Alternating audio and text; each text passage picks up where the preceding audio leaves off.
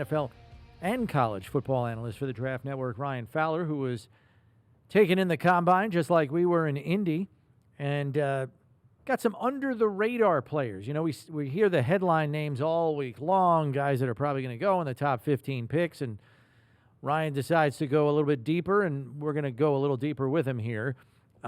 With some of these guys we're going to kind of cover with him. So, Ryan, first, thanks for joining us and giving us some time. Second part, I'm going to start with the big guys because I believe the Bills are in the market for defensive tackles and ends. And Josh Farmer's a name that's come up. He's been mocked to the Bills in some of those multi-round mocks, you know, that go into day 2 and even day 3. And I got to tell you, he passed the measuring test. 35-inch arms, 10 1/8-inch hands, 83.5-inch wingspan. I know he didn't necessarily wow in the testing, but he's a 6'3", 305-pound man. Nobody's expecting him, you know, to run a 4.4 40.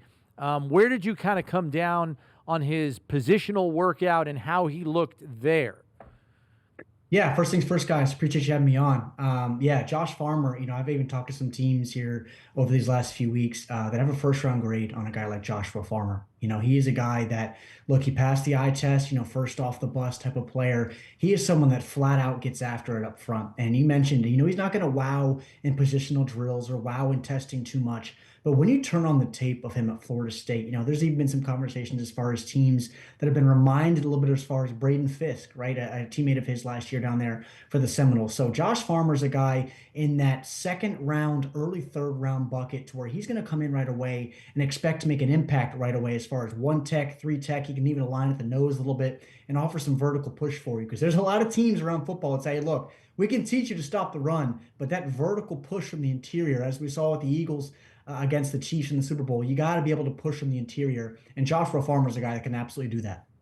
Yeah, and one of the things about him was, you know, he's 6'3", 305, so he's not.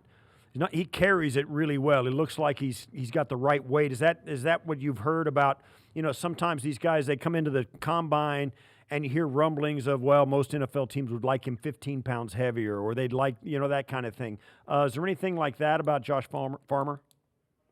There's the one thing about Josh is that there's not a lot of sloppy fat on his body. He's a guy that's I'm not going to call him a weight room warrior, but he is someone that sticks to his craft and has a good body type at his size. And you mentioned over 300 pounds. He's got good arm length. The ability to get his hands over his eyes is something that you want to see from these young defensive linemen coming into the next level where they have that floor ability. And I think in this class, guys, where there's so many questions as far as trying to find these athletes that have a high floor and a potentially high ceiling, to where you look at the Bills, to where their coaching and their development, they've been able to develop players the last 4, 5, 6 years. So a guy like Joshua Farmer to come in to where you can stop the run, you can push on passing downs, and you're someone to maybe we think that has their best football down the road, that's potential Brandon Beane to look at and say, hey, look, we want to take a chance on this young man on day 2.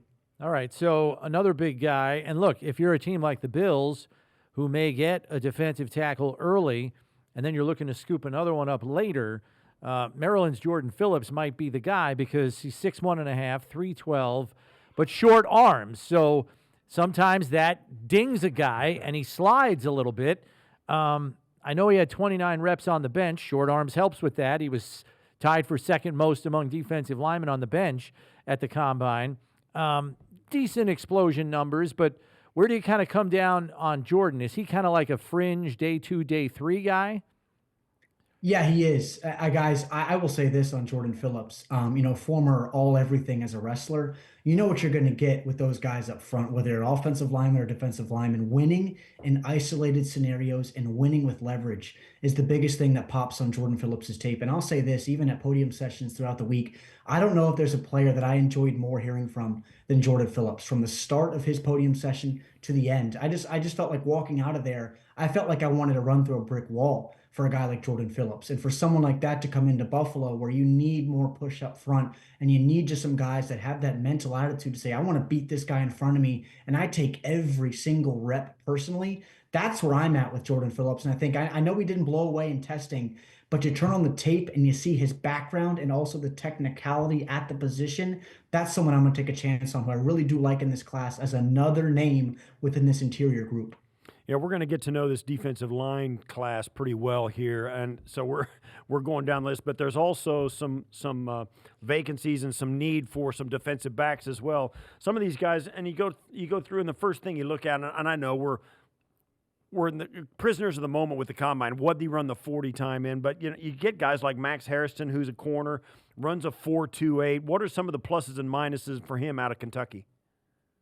Yeah, biggest two things, the corner spot, right? Can you cover in man and can you run? Well, Maxwell Hairston's obviously covered that in the SEC, and I think the ball skills, the instincts on the outside, you've seen how teams, even in the past, I mean, even when the Commanders overdrafted a guy like Emmanuel Forbes at 16, how teams are valuing a guy like Travis Hunter, where ball skills, instincts, the Trayvon Diggses of the world. When I look at Maxwell Hairston, the speed, the tape all matches, and I also love his competitiveness as just a guy that's going to compete in the fringe areas as a tackler. Every single offense in football wants to make linebackers cover and corners and DBs tackle. That's a guy like Maxwell, where he is not the biggest guy in the world. He's not built like a Sauce Gardner, but he's someone on the outside that'll really stick his face in the mud for you, and kind of that evaluation to round out his profile. I really enjoyed Maxwell Hairston's tape. And then when you're starting to check off the boxes of production, tape, and athletic testing, he's also a good young man from my understanding, as far as who he is, shoulders up and within the years. Maxwell Hairston's a player I don't expect to get out of the first round.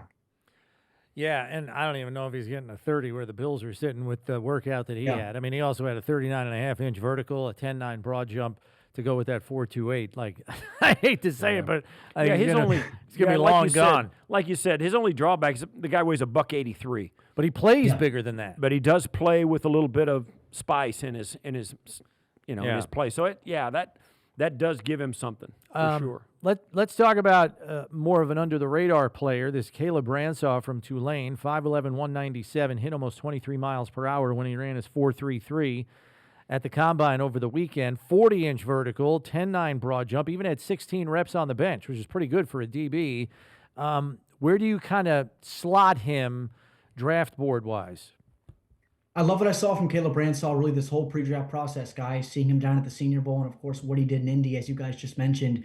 There's a lot of players down in that Louisiana area that if you don't end up at LSU, either you end up at a Tulane or Louisiana Tech, a Monroe, or even Louisiana Lafayette, to where those guys just go everywhere. And now the athletic profile for Caleb is there. But I think even watching him at the Senior Bowl, to where he played some high, he played some in the box, he even had some snaps as a nickel guy, or even that hybrid type of safety linebacker. This is a player to where you see the athletic testing. If he can figure it out a little bit and find that happy median as a football player, you may be talking about a guy for the Bills' perspective in the 5th, 6th, 7th type of rounds, where they have a lot of capital in this draft. I believe upwards of 5 selections in those areas, to where they can grab a guy like that and say, hey, look, maybe we want to ask you to cut your teeth on special teams a little bit while you slowly work into our coverage snaps. And then maybe we find just a kind of a diamond in the rough type of player with a guy like Caleb Ransaw. So another guy, again, really good pre-draft process, really good athletic testing, And when you work into the back end of day 3 and you're trying to parallel prospects and say, who can I take a flyer on that can play some ball a little bit? That's going to be like Caleb Ransaw for an NFL organization. Yeah, and he's just right at 200 pounds, $197, which means it gives you an idea that maybe he'll be not only versatile enough and be able to play physical on special teams, but also be durable when it comes to staying on the field and being available. Next guy we got it, Jaylen Smith out of USC. He's a 5'10", $187. He ran a 4.45, a 4.45 40, and still very fast. Comes from a program with a pedigree. What are your thoughts about Jaylen Smith? Guys, this is what I enjoy so much about the process, is just talking ball. And Jaylen Smith is a flat-out football player. He's not going to be someone that's going to go out and even blaze 4.3 like a lot of these other corners or even receivers did. But he's just someone super experienced. 4 years at USC. He can play in the box. He can play high. He can come down low. He's not afraid to stick his face in the mud against tight ends and man over the slot.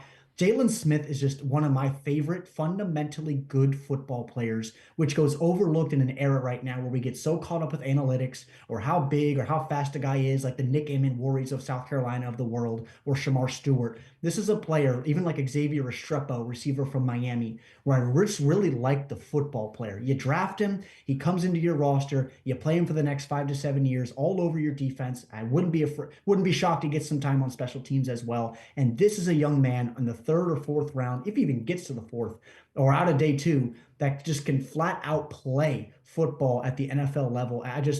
I can't say enough good things about Jaylen Smith, both as the football player and as the young man, and what a team is going to get as a leader, bona fide leader in the locker room from day 1. All right, last one for you here, Ryan. Robert Longerbeam, fun name to say, 5'10" and only $175. A little light in the pants, but he's got speed, 4.39 40 at the combine this past week. Some explosion, 36.5-inch vertical and a broad jump over 11 feet. Does he play like Hairston? Does he play bigger than his size? Yeah, and you love to see it. You love to see it. Down at Shrine, he's someone to where, came in as I'm not gonna say Rutgers is a small school, it's still a Power 4 program. But you're seeing some of the clips here as far as his ability to tackle, his ability to get behind the line of scrimmage. 5'11", 195, and the explosion at 11.2 in the broad. He's got some good ball production as well. I don't think he's someone that's going to come off the board until day 3. But in a day and age where you just need some guys at the nickel spot and some versatility and just flat out coverage ability and good eyes in space, Robert Longerbeam is going to be that type of guy to where this nickel class has some players. Elijah Huzzy, Jabbar Muhammad, Jacob Parrish, Maxwell Hairston kind of be in that bucket a little bit. Robert Longerbeam on day 3, the pre-draft process that he's had has really elevated himself to not just being from a fringe draft pick to a lock for a draft pick, and also now trying to be a contributor for an NFL defense. Ryan, that's great stuff. I really appreciate you. Thanks for giving us your insights of the draft, the combine. I mean, we really enjoyed our time down there, and thanks for sharing your insight with us. Of course. Thanks as always, guys. We'll talk soon.